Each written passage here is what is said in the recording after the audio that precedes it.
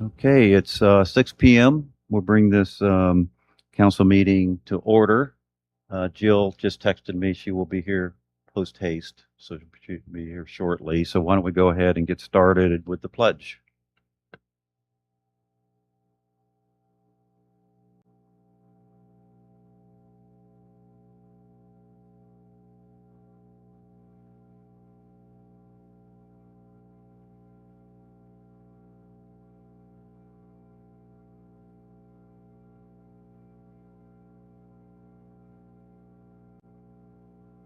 We have everyone here except for Jillian and Jill, but I mentioned Jill's on her way. We'll call her in when she gets here.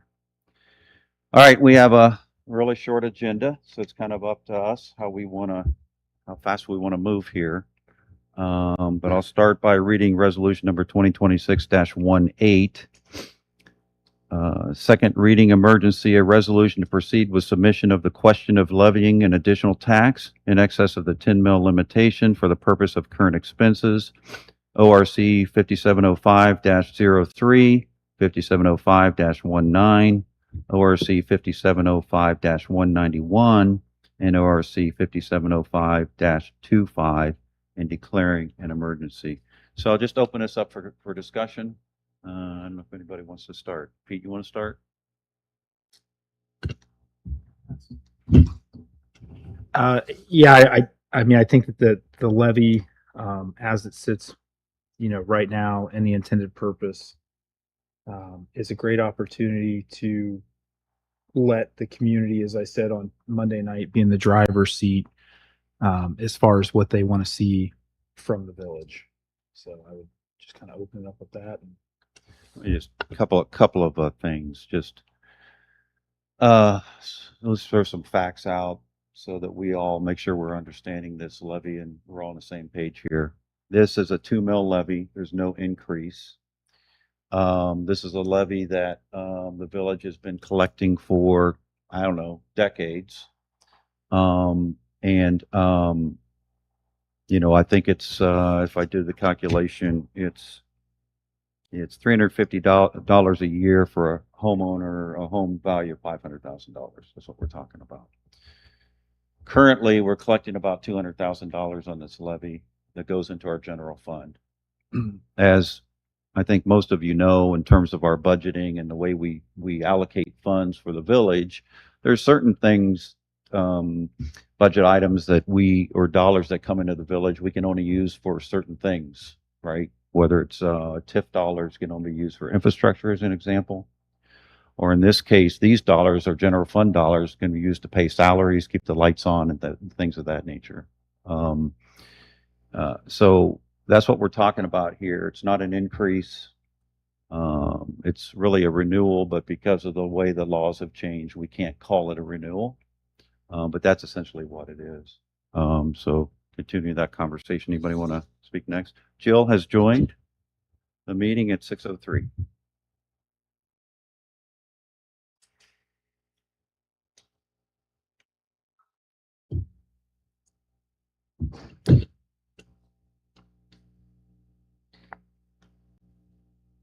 Mike, you had some concerns about this one in terms of, I don't know, I want to put words in your mouth, but allocating towards policing. You want to? Yeah, I mean, I don't think that my opinion's probably changed in 2 days or 3 days, but I think when we started talking about this levy, I know that we're doing better than we've been in the past. So even though it could be a renewal or seen as a renewal, I know we can't call it that. I think the discussion is that we were going to try to earmark this for public safety, and so I'm still there.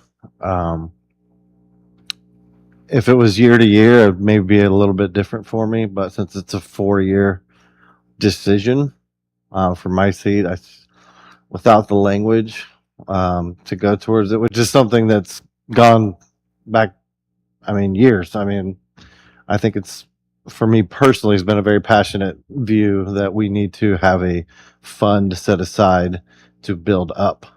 And at this point, I don't see that. And it would be great if we could do this towards that if it existed. But now that we're in this position, so that's where I'm at. So, okay. Thank you for that. It's, you know, I guess I'd suggest that my position is to send it to the voters. That's what this is all about. This is to put it on a levy and it goes in front of all of our residents for approval or unapproval. So this is one of those things where, in my opinion anyway, we give we hand this over to our residents and they decide. And that's essentially what this does, is it hands it over to the residents for their decision. Yeah, I mean, I guess I'll echo the mayor's sentiments on that. You know, that we know that there's a concerted effort in the state of Ohio to, number one, reduce taxing entities, and number two, exercise better fiscal responsibility at the municipal level. And I think that this is one of those opportunities where we do have the ability, with the passing of the levy, regardless of what the language is, to respond or expound upon and expand the level of service that we provide to the community. And then this is one of those few instances where they are in fact in the driver's seat. So we have asked to put this levy on. They are going to give us our directive at the ballot box. And I think that it would be, I wouldn't say irresponsible, because that makes it sounds like we're not thinking everything through, but we would be doing them a disservice by not at least giving them that option. We don't know what's going to happen in November. I think it should be placed in the voters' hands, or at least be given the opportunity to be placed in the voters' hands.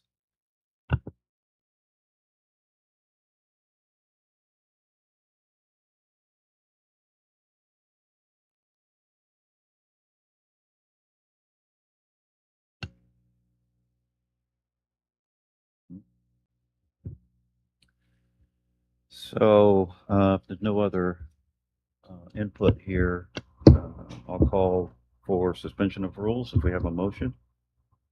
So moved. I'll second. All right, I'll call roll here. Kathy, Yes. Jill, Yes. Pete, Yes. Zach, Yes. Mike. No. Okay. We could entertain a motion to change the language. Correct, Ken? Yes, on the one hand, we could. On the other hand, election law is pretty tightly wound. And I think I sent I know I sent a description of what the purpose of current expenses is. And current expenses is the language that the code uses. And if you look at the code section that I identified, it really says that money can be used for essentially any legitimate bill of the village. The thing that no one has mentioned so far that I think you need to keep in mind is that you're already getting, under the current levy, a fair amount of money over the 4-year term. So it's not like there isn't going to be some pain somewhere if you don't pass this levy at some point. Because while this may generate a little bit more money, the fact of life is, as I say, you're using it now. But as the terms current expenses, I think covers, as I've indicated, public safety, police, security. If you write a contract with one of the locales around here to get support, have police, the sheriff, anybody, it's a legitimate bill of the village. These funds can therefore be used for that purpose. You're not going to identify what the current expenses are until budget time anyway. And for all I know, all of this levy in the first year at least will go for some other purpose other than police and security. But in the second year, you may be able to have some flexibility. So I agree with the mayor. The issue here is to get this before the voters and let them decide. It's their money.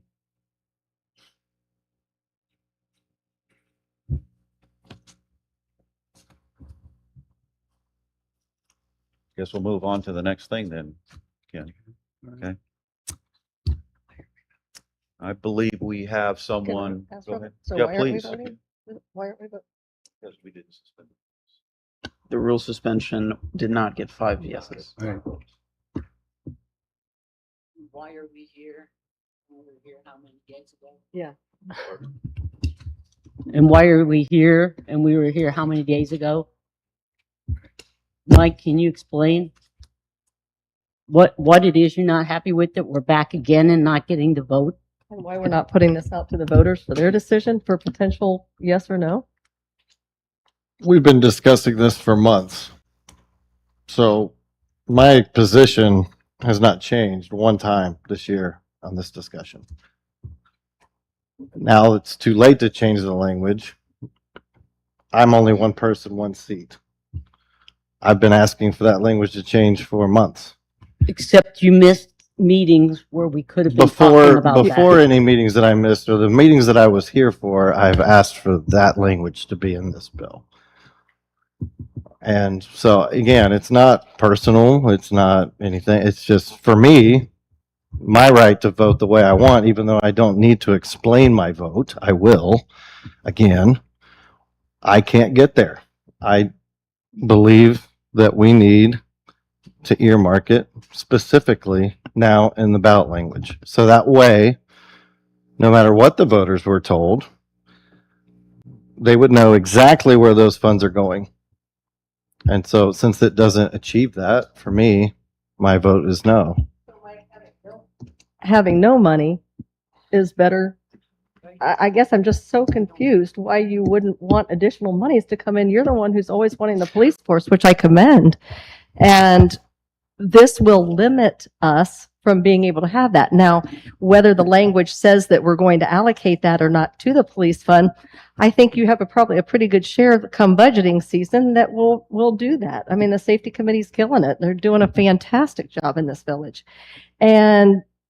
But the fact that we won't even have that opportunity with your vote because the money's not going to be there. I'm just really struggling to understand why you wouldn't want additional money should we have that opportunity from the voters. To be fair, it's my no vote and an absent member tonight. So it's not just on me.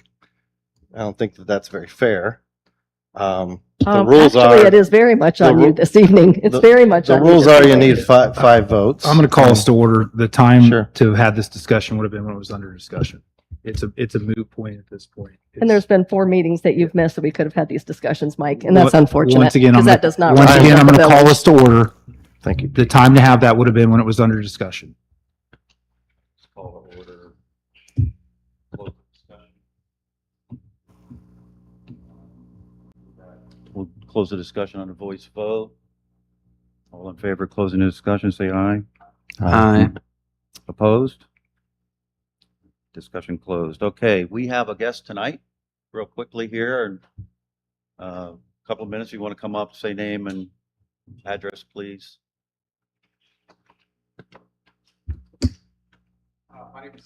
There should be a button at the base of the mic. There we go. There we go. Stephen Hicks, Miranda Holmes, 5900 Wilcox Place, Dublin. Just coming tonight, Miranda is we're a family-owned home builder based out of Pittsburgh, been in the Columbus market for almost 30 years. And we have a project that we would like to work with the Village of Galena on and join the Village of Galena, commonly called the DeBolt property. We have started that process with the village some months ago, worked for some time to negotiate a pre-annexation agreement to make sure that we, properly coordinate the expectations of one another as we go through what is a somewhat complicated process in the state of Ohio for annexation. Happy to, be here and to work with the village, understanding that this is the beginning of what will end up being many meetings as we work through the various details of the project. I think that earlier in the week, there was a vote that was up for a service resolution, sort of what I would consider a formality to kind of get the process started here. But I just wanted to assure you that our next steps, assuming that you do approve that service resolution, will just be the beginning of that annexation process. We are also in parallel starting the zoning process and will be soon making our zoning submittal to the Planning Commission and going through multiple meetings. So we're happy to be here. I'm happy to provide any more details if any questions you may have at this time, but we obviously know that this is just the beginning and not the end of the process. And our preference would be to, continue to collaborate and work with the village.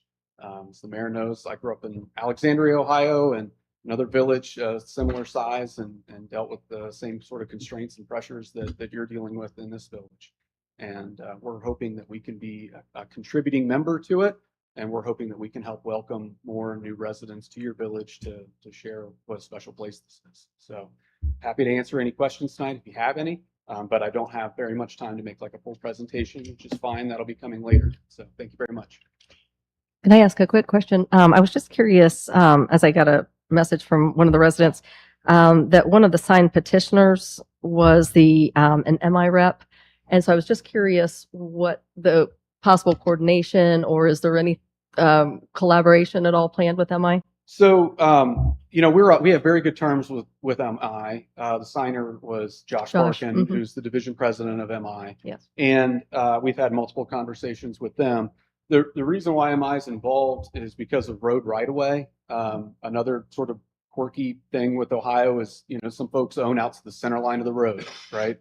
And when that property, which was previously owned by Homewood, was annexed in the village in 2007, I believe, at that time, the county wanted you to just annex to the right-of-way line, which actually wasn't a real property boundary because the property went all the way out to the center line. So anyway, MI or Homewood at that point annexed the whole property in minus that gap. And so it created sort of a devil strip, center line of the road to the right of way, all the way down. And so when we started the process, we thought that annexation would go all the way to the center line to touch the center line of the road to the DeBolt side. And the process, so we had started that. After we talked to MI and they purchased the property from Homewood, which is another thing that we were waiting on to happen here, they were more than happy to cooperate with that. I don't think they had any interest in owning half of a road, which actually Miranda has half of a road, another one of these sort of administrative blips that happened before that we are looking to correct as we go through this process. So they're happy to sign the annexation petition as well with our property owners and get the whole property into the village. Makes sense. Thank you for clarity. Yep, no problem. Just a quick question. One of the things I think we talked about before the meeting started, we haven't seen an application. We haven't seen any details as what you might be planning on that property. Do you have any dates, any information on when those things might be happening? Yeah, we're hoping within the next 30 days to make our application. We've got consultants, putting together the plan to be a plan development packet. So it's not a one pager, it'll have landscaping and lot sizes and everything to meet all the village's requirements. So that's in progress right now. I think we wanted to wait until we made sure we had the pre-annexation agreement. We had all our understandings in place in regards to what we were going to do, and we kicked off that process. So happy to get that in the next 30 days and be right back in front of you. It's all single family homes and very similar to what MI is doing at Miller Farm. We think it'll be a good property, where it's located. We're right in between the village and Sunbury. And we know there's a lot of activity, is what I'll call it, on the other side of the line and going on in Sunbury. And we think this is an appropriately placed project and it'll work out really well.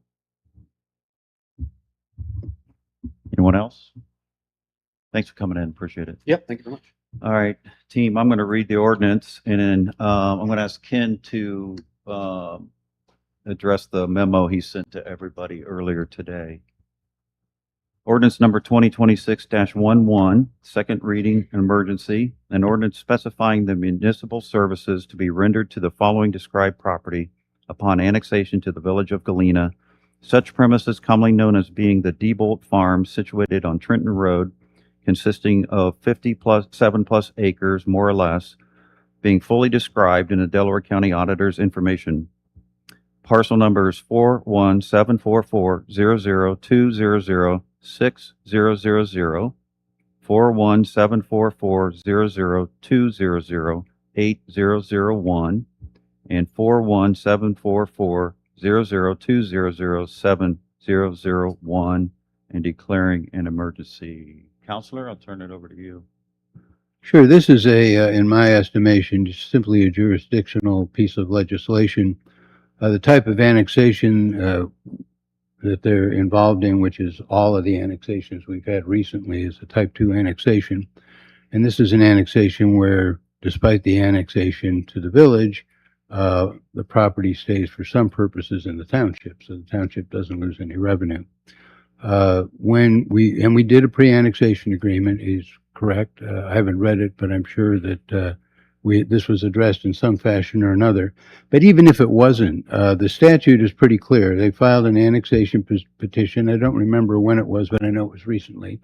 It was within 20 days. The statute says we must, if we're going to go any further with this, specify the services that the village will provide to this applicant if in fact their annexation is accepted.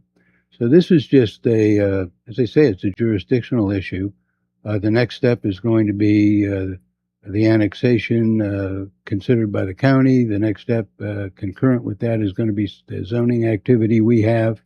Whether or not they ultimately annex is going to be, what is there is going to be your decision down the road.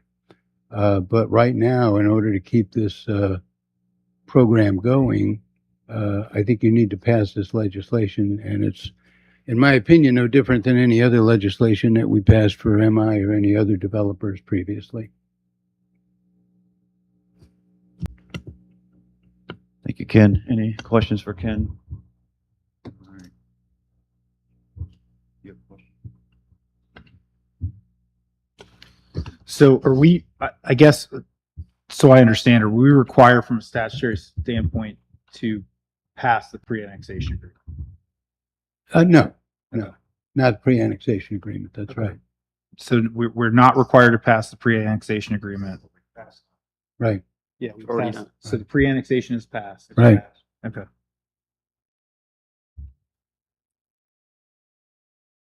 And we just passed a effectively nearly identical document for the MI development that's planned to go for Blackhawk. And as of right now, these should be effectively the same exact issue. Probably is. I prepared them both, so I'm sure they're. Since neither party, using both MI and Miranda as an example, neither of them have any official thing, any development plans or anything submitted to us. So right now, this is effectively the same document that we just approved for MI. Or for Manali, sorry. Lots of developers' names are being used today. And I think if we pull the thread on this a little bit, when we look at our zoning code and the processes within our zoning code, we're not tying anybody's hands for decisions downstream of this, right? We don't have enough detail to even know what to respond to from an application standpoint. If I can provide a little context as well, I'm not sure if I'm allowed to weigh in here or not. This is in some ways the same thing as AEP or Columbia Gas or any utility providing a will serve letter for the developer. This is something that the developer will also need to underwrite their deal and everything else. Yeah, the banks need to know that they're not providing money to build houses that can't get any sewer connections. So all that we're saying is if they do it, we can provide them sewer, and that's it. We're not approving the project. We're not even doing anything like that. So just wanted to provide that little bit of insight as well. Thank you, Matt. I think we're at a point everybody understands. Yes. Kind of. So this is saying we Yeah. can, not we're going to. Say again? This is saying that we can provide sewer, not that we're necessarily. Not that we're doing it. Yeah, not that we're Right. approving any part of the development, just that if zoning signs off and says yes, we can service it. You know, we've seen this, I mean, we've seen some Yeah. pre-annexation agreements roll back too, right, Pete? Like, don't get through the process, can't get approved. When that happens, like with Champion at Blackhawk, it rolls back to where it started. Yeah, that's kind of where we're at. All right, unless there's no other questions, do we have a motion to suspend the rules for ordinance number 2026-11? So moved. All second. Zach, second. All right, suspend the rules. Kathy, Yes. Jill, Yes. Pete, Yes. Mike, No. Zach. Yes. All right, we are done for the evening, folks. I don't think I have any other business. I just want to reiterate again that on this project, we have a 20-day window. If you let this go to the next meeting, you were going to be beyond that 20-day window. And what would happen then is that if we didn't meet the 20-day window, I suspect that what Miranda would do would be to dismiss their petition because we don't have the statute term satisfied, and they'd be in a position where they have to refile it, again, to meet the 20-day window. So just pointing that out. Yeah, I agree. I think it's unavoidable at this point. Sorry about that, but we would have to. We're not going to be able to meet the 20-day deadline. So, yeah. All right. I don't have anything else. Anybody else? Are we going to attempt to set up a meeting between now and No, Monday? I'm not. Nope. Pete's not. Do we have a motion to adjourn? So moved. Mike? Do I have a second? I'll second. Zach, second. All in favor of adjournment, say aye. Aye. Opposed? We are adjourned at 6:26 PM.